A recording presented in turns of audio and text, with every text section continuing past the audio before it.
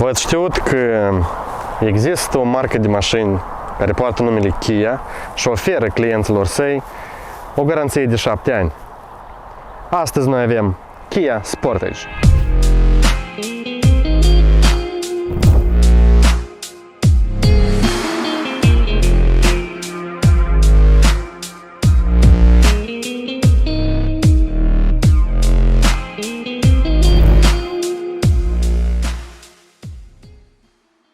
În 2021, Kia prezintă noul său model Kia Sportage în generația 5-a. Aici avem o dotare de 1.6 benzină, destul de puternică. Credeți-mă, mai târziu o să vă arătăm într-adevăr și poate acest automobil. Astăzi începem să vorbim despre design, pentru că Kia, în diferență de concurentul său direct, Hyundai, Tucson în cazul nostru, cumva cucerește toți clienții săi prin design. Pentru că designul la Kia, într-adevăr, este exclusiv de frumos.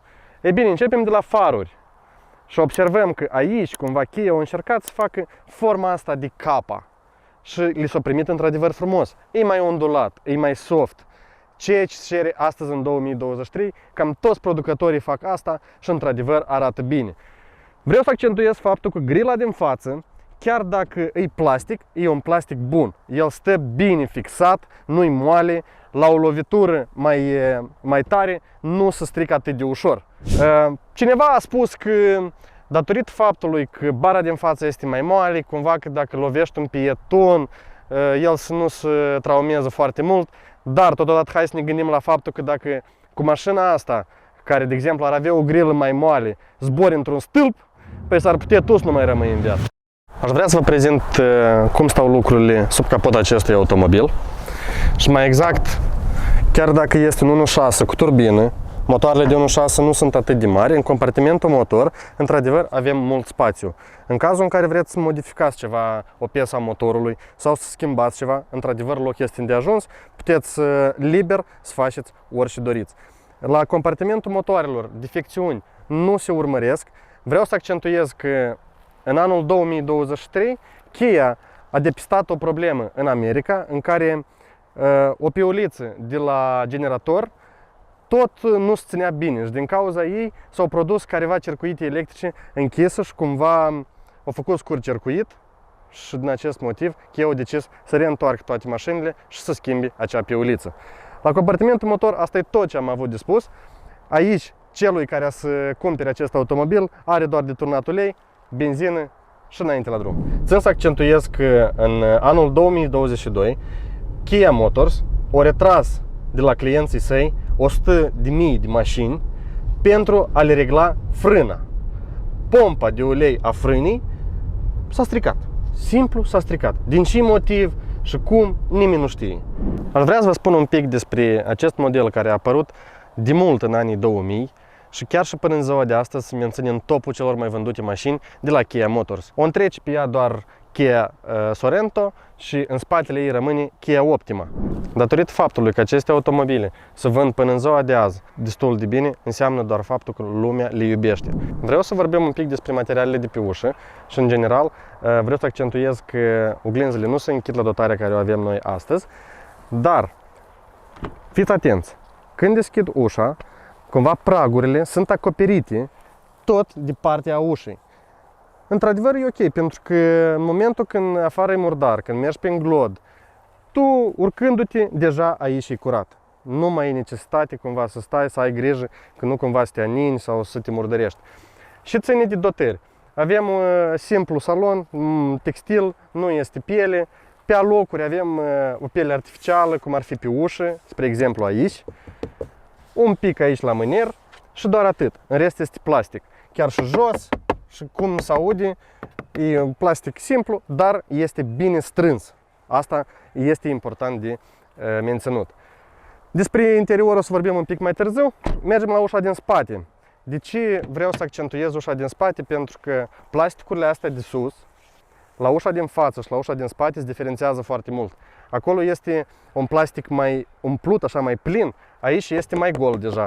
Nu mai sună atât de bine ca și în față. Și după atingere deja nu mai este piele. Acolo, măcar cât de puțin, dar piele opus în spate sau cam zgârșit. O zis că nu trebuie. Și ține de spațiu la pasageri din spate. chiar dacă este un crossover și de obicei crossoverele pun accent pe spațiu din spate, aici, la Kia, cu această întrebare, nu sunt nicio problemă. Loc este. O curiozitate interesantă despre Kia. În diferență de alți producători auto, ce ține de piața coreeană, în exclusiv, Kia totuși dotează mașinile lor cu suspensii off-road. Și aici nu fac alții, cum ar fi Honda, cum ar fi Hyundai și restul altelor. Capacitatea portbagajului este aproximativ de 450 de litri în poziția dată. În cazul în care culcăm scaunele cu aceste mâniere care sunt poziționate aici, capacitatea noastră se mărește aproximativ până la 1000 de litri. Și cum puteți observa, într-adevăr, spațiul este îndeajuns. Chiar și dacă scoatem prelata, eu cred că 2 persoane la un camping poate să doarmă aici liniștit. Cum observați, la ușa de la portbagaj, calitatea plasticului chiar este rea și nu-i plină ca la majoritatea mașinilor de clasa crossover. Tot aici putem observa că este o secțiune predestinată pentru butonul electric, dar din păcate la dotarea noastră nu este, dar să știți că dacă luați ceva un pic mai scump și o dotare mai înaltă, cu siguranță veți avea și această dotare. Deci n-am accentuat faptul că toată mașina, jur împrejur, nu este de metal. Cumva ușile sunt metalice și ele sunt pline, ele se închid destul, ele sunt grele, adică în primul rând, și se închid ele destul de ferm, adică și sunetul nu sună conservă, știi? Toyota, noi suntem aici. Dar pe lângă toate astea, aici deja nu mai sună la fel. Aici e plin, aici e gol. La capotul nu mai vorbesc. Chiar și podul tot pare a fi un plastic mai mult decât un metal. Țin să accentuez că pe alte dotări la Kia Sportage, zona ușilor din partea asta este lustruită. La noi este plastic, el se zgârie, el se murdărește, cu timpul el nu mai arată la fel. Acest automobil care îl avem astăzi are un kilometraj de 5300 la bord. Mașina practic este nouă, în interior pe locuri sunt și careva piese îmbrăcate în folie, nu s-au reușit de scos.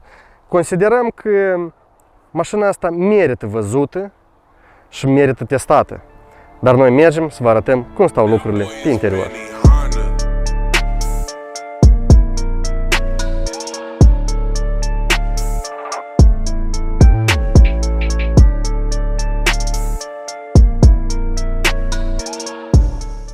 Interiorul la un Kia Sportage din 2023, în primul rând, este minimalist.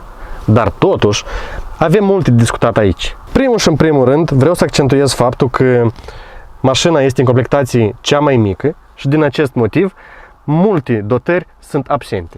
La un Kia Sportage, partea din față, destul de minimalistă, dar totodată calitativă. Vreau să atrag atenția că tot ce ține de plasticul ăsta din față, cât de tare n-ai bate, oricum se simte că înăuntru e plin. Nu ai senzația că e plastic ieftin.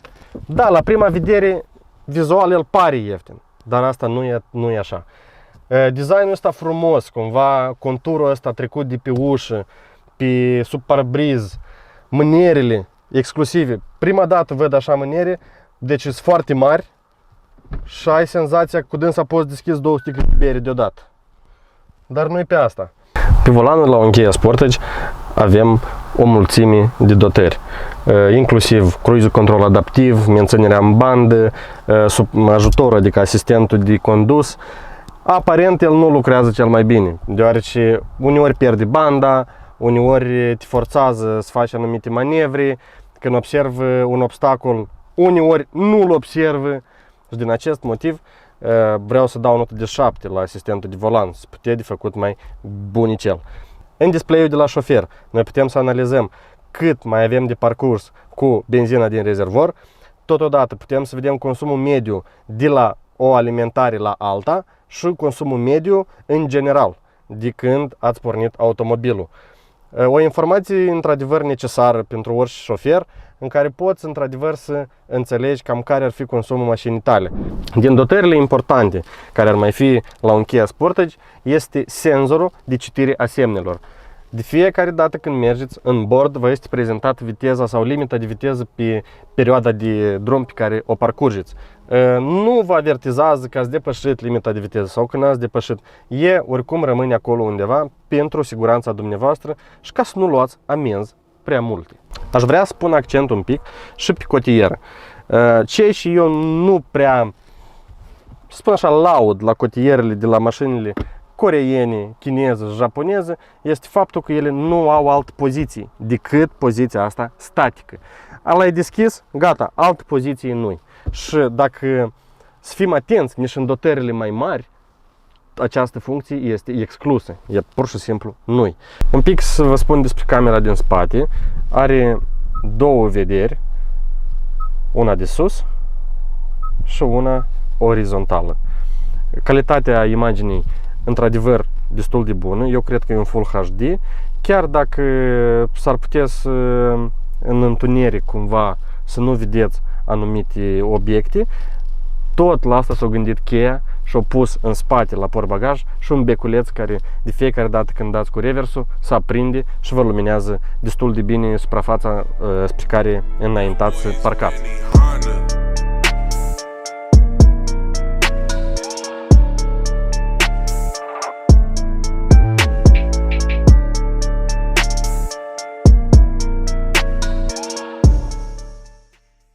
La drum lung, Kia câștigă Hyundai-ul. Din ce perspectivă? Ei bine, noi cu toții știm că Hyundai și Kia sunt parteneri, fac schimb de experiență, fac schimb de tehnologii, dar nu știu din ce motiv Kia le se primește mai bine decât Hyundai-ul. Concurentul direct la acest model ar fi un Hyundai Tucson, care la fel are motorizarea de 1.6, dar nu știu de ce la Hyundai când mergi pe undeva ceva se aude, undeva scârție, undeva bate. Dar la Kia asta nu-i. Și partea a doua, materialele. Ei bine, Kia dă o garanție de 7 ani de zile, ceea ce Hyundai nu o face. Și evident că compania trebuie să tragă răspundere pentru toate materialele care le folosesc în automobil. Și din acest motiv, eu consider că Kia, într-adevăr, e mai bună decât Hyundai-ul. Dacă vorbim de suspensie, cu mult mai moale decât la Hyundai, chiar dacă e aceeași caroserie, practic e aceeași suspensie, dar nu știu din ce motiv, Kia e mai molicică, se aseamănă ceva la suspensie cu Mercedes GLC. Îți dă senzația asta că parcă ai plutit pe valuri. Dar nu știu din ce motiv, Hyundai așa senzație nu dă. La Hyundai ai senzația că mergi pe un sedan și simți practic fiecare gropișică. Și ține de comenzile pe volan, display-ul. E evident că sunt frumoase, este un design minimalistic, dar este un moment cheie care l-a făcut Kia și nu l-am mai văzut la alte automobile. E faptul că în momentul când mergeți în trafic și vreți să setați o locație în GPS, nu vi se permite decât prin comanda vocală. Securitatea e pe primul loc la Kia și chiar asta e bine gândit. Multă lume spune că 1.6, benzină, pentru așa caroserie, el nu merge, el nu trage. Băieți, asta e mit. Nu e așa.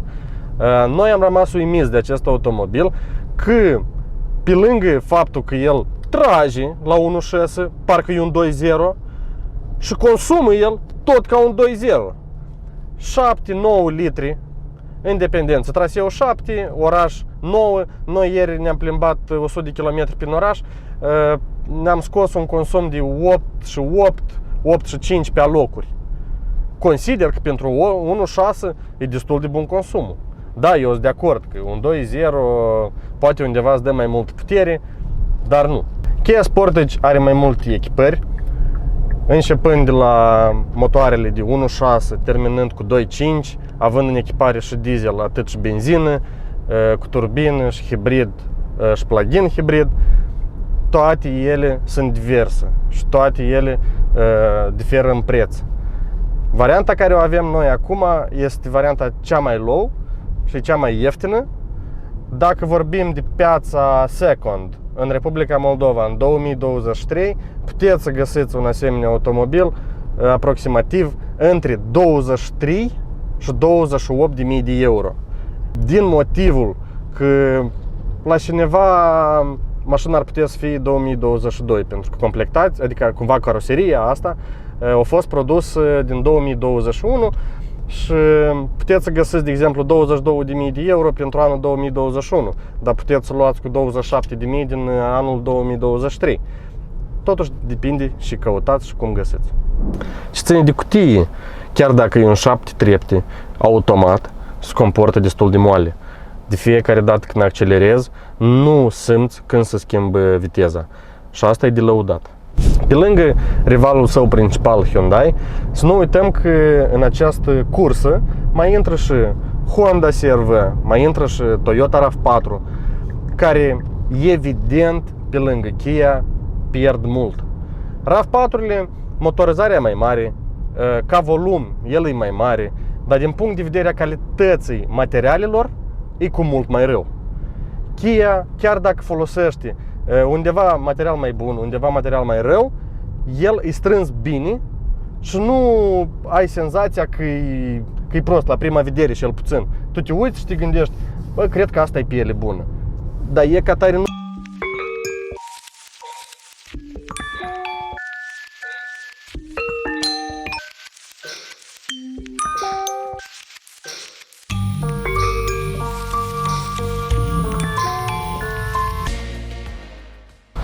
Acum o să testăm un 0 la 100 în regimul Eco, ținte ghine.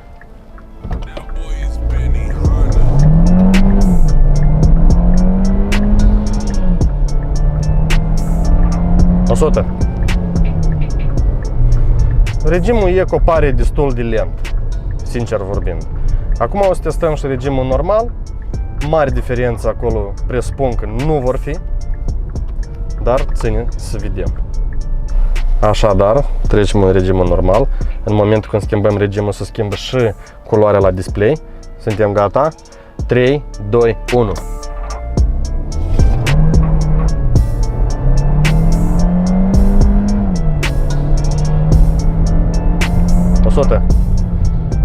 Deci mari diferențe, cum și-am spus, nu se observă. Iar și ține de regimul sport, iată acum va fi mai interesant. Regimul sport avem o culoare roșie, înțeleg toți că noi suntem în sport. 3, 2, 1. Și deja și motorul sună mai tare. Și cutia 100. După senzația mea, e cu mult mai rapid decât în regimul Eco sau normal.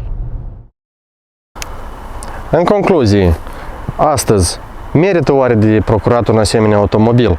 În diferență de concurenții săi, cum ar fi Hyundai Tucson sau Honda CR-V sau RAV4, cu siguranță el stă în fața lor.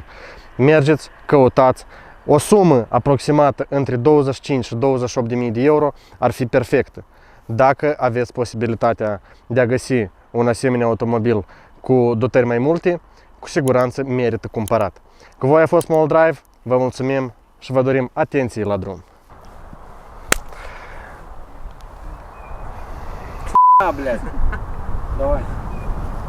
Nu în ultimul rând, vreau să accentuez un pic cum stau lucrurile sub capota acestui automobil.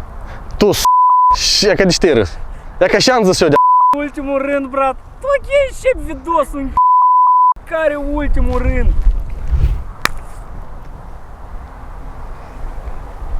Noroc și ții, hai!